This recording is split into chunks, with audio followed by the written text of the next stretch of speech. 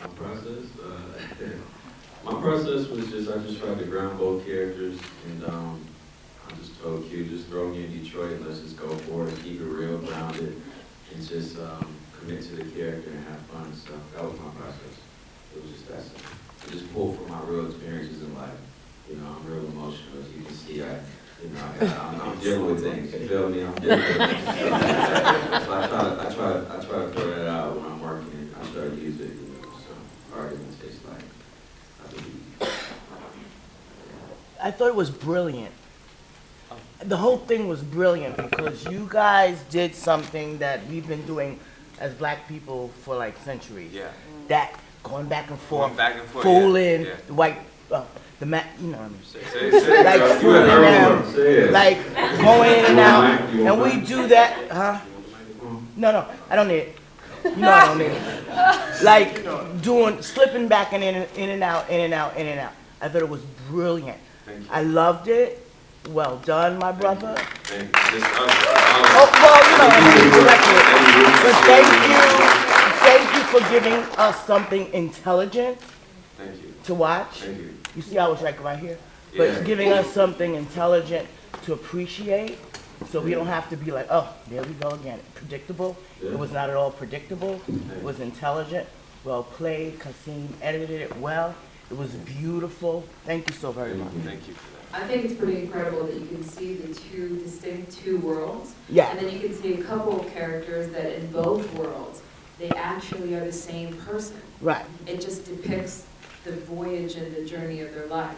So it's pretty crazy that one choice, one step can change your whole life. And I think that everybody in here can relate that one particular choice in your life has altered the outcome of whatever has come next. And I think that in this movie, you've done an incredible job, and the rest of the crew and cast have done an incredible job, that you could really, really see that. And there's a couple characters that you're like, oh, why do they sound the same in both worlds? It's because they're the same person. It just changes, it just alters the world just a little bit, but it actually changes everything else. But it doesn't change the person that they are.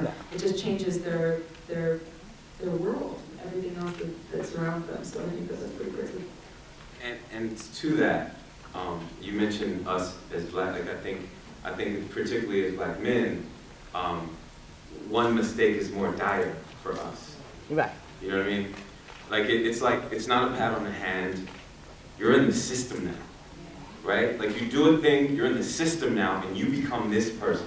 It's not like, oh, let's try it again and maybe again, or as we've been seeing lately, the wrong move, you're gone, right? Yeah. Like that's where we're living now. Right now on TV and in Charlotte, there are riots. Like this is now because somebody did this or that. Like a movement. So like the choices, the moments, they mean everything. Right. So first of all, it's home for me. I spent my youth between Detroit and Ann Arbor, and so I left Detroit in 2006 or 2007 and came to New York. I live in LA, but I've seen what's happening in Detroit. Detroit is changing drastically. I was there a couple weeks ago, and they did this thing called Detroit Homecoming, where they bring people back in, and they talk about what we're doing around the country, and they show you what's going on in Detroit, and it's fast. It's literally what is happening in this film, and so while this story is taking place in a lot of cities, it already happened in Brooklyn. Right. Like I lived in Brooklyn when it was happening there. It's happened in Chicago, his hometown. Like, and so for me, it was, it had to be. Detroit's one of the characters in the film. It's a very unique place that has such a history that has fallen so hard. I don't know if there's another major city that's done that. But that's why we're doing this film. Like we're creating initiatives as a part of this film. One of them, you guys could look up Project Destined, something we're working on where an investor saw our film at one of the festivals and became interested in what was going on in Detroit, and asked me to bring them there.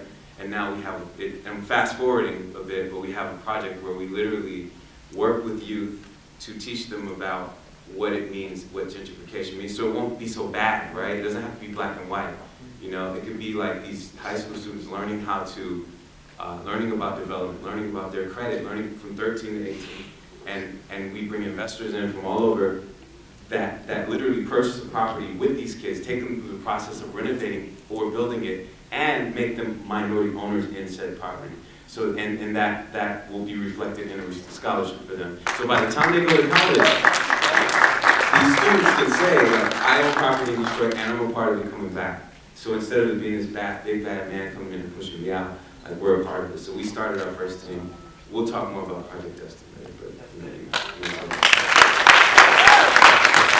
More important, you know, because it is important, because in both worlds this is going on in every community in America with gentrification and, you know, fathers just getting their son, you know, out of that world. And I didn't want him to go down that path that I chose, you know, but it's like I didn't want him to do what I did, so he would sacrifice everything so he could have a better life. And, you know, I didn't want my mom doing drugs, you know, and sometimes in inner cities, you know, drug dealers do what they have to do for, like, survival, because that's all they can do. But it's not that they don't have great hearts. You get what I'm saying? So I feel like this is very right now. You know, this is not a 1945 piece. You know what I'm saying? And I just feel like this is right now. What's going on? It's very relatable and it resonates to the world today. And we want to get this to the world. So we will. Yeah. I got kind of emotional when you said that, cause I be thinking, like, we forget about how hard this shit is, man. Yeah. And like,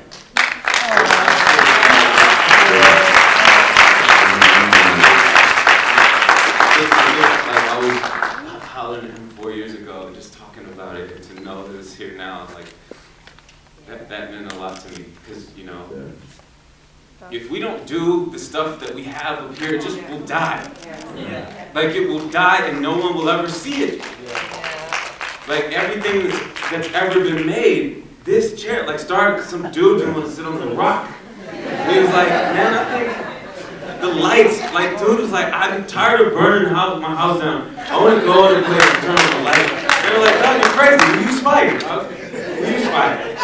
That's light. And he was like, all right. Anyway.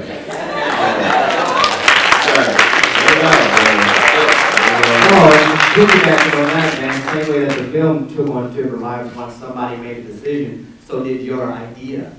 By you saying, you know what, this is my idea, here we are with your idea, and here they are with your idea, and thus forth, and thus forth, and thus forth, it disseminates into the Which world. became our idea, because what y'all brought to it, seriously.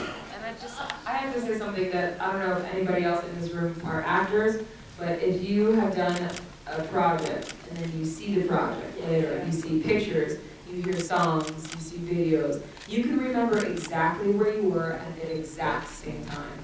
And we did this a couple years ago, and I know exactly when I did my first scene with you. I know exactly when I met you for the first time. I know exactly when we did our first scene. It was the classroom By the way, the classroom scene was That her was our first scene. first scene. She's That was my taken first to scene town, on set. went immediately to one of the most emotionally. I shook Hands hands. recording, I was like, hey, what's up? Yeah, what's up? Yeah, what's up? That was our first scene. We fell in love at that point. Yeah. But it's crazy that we are all creatives in this room, for you guys just to step into this room and watch this movie and actually accept it and appreciate it for what it's worth and all that it's worth. You are all creatives. We are all creatives. And I think it's such a special gift that we can look back and we can see and feel, and you can hear stories like that and see and remember where you were during the struggle. And I can look at this movie, and this will always be a reminder of where I was. And I can remember the struggle of this movie personally for myself. Yes, standing in the And I can snow. see where we are, and that cold ass snow. That snow was cold. That as snow hell. was, That that was a moment. That was a moment in itself. I told So you, Detroit. I said, we got one take, because it was like 10 below, the wind chill was like 30 below. What did I do? What did I do, And dog? you know what? Say, give me 40. He took his shirt off with me. He made a pact with me. He said, he'll do the scene. But He was taking his shirt off with me. let's be clear. Yeah. He got to do a scene where he walked and took his shirt off as the scene was going. Right. I took my coat off immediately before we said action. So My coat off. He had on long sleeves.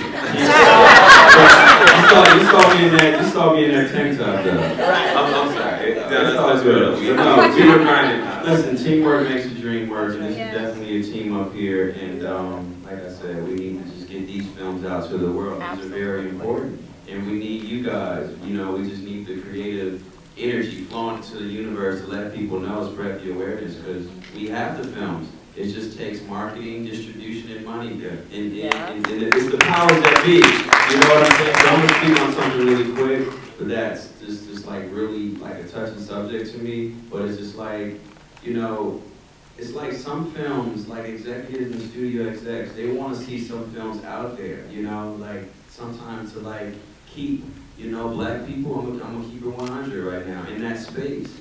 And we're bigger than just that era. You know, those movies are great as well. But what about these movies that you just said is more important than Sliding Doors? You just said Sliding Doors was a classic. You know what I'm saying? But it's just like, to be honest, it's just like we're not getting, I believe, what this film deserves. You feel me? So it's just like that energy will help. And that statement in conversation. That's the thing. We're not like, there's no choice but to really get out there. You guys, I hope you get in touch with us on our Facebook, our Twitter, Instagram, because we're about to start a movement that will parlay into a February release of this film. Yes. We're saying it here first, but this film will be out in a limited release in February. So when I went there and I looked over and I was like, they're tearing down the Brewsters. I'm like, wow. You know, the Brewsters are the most historic project housing in America. It's where Diana Ross grew up. It's where, you know, it was a staple in the D. I mean, it was pretty bad for a while, probably most of our lives. I shot one of my first movies there. The cops showed up because we didn't have no permit. It was a bad idea. Very irresponsible. But either way, I saw it, and it was a slow demolition. So it literally took like almost a year for them to tear it down. So we hooked up with the aerial shots we hooked up with a company that did aerials, and they got some of those shots for us. We were like, we have to capture this, because while we called the neighborhood in the film the Brewsters actually were what were getting torn down. So yeah, that's how that went down. It was not planned. I wish we had the budget to tear down. You know what, guys, this is also a beautiful thing, because everyone is like, when I look around, everyone is engaged, and you're still here, so I thank you for your time and just being here. I appreciate you guys, really, I do. That means a lot to me. Finally, I cannot thank you guys enough. This is, beside this movie, like, this is such an important time in our history, y'all. Like, what is happening right now, it has to change. Yes. Like, there's no other, like, it has to change. Yes. So, like, let's stay focused, stay woke, whatever you want to call it. But, like, this is real. We're seeing it. Plain. Like, this is real, it's something deep, and there's something, I don't have the answers, but I am in front of a couple hundred people that I can say, like, yo, let's.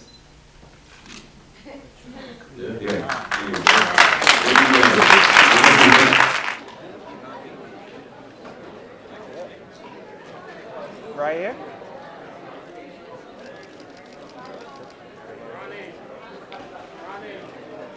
Hey, Cindy, how you?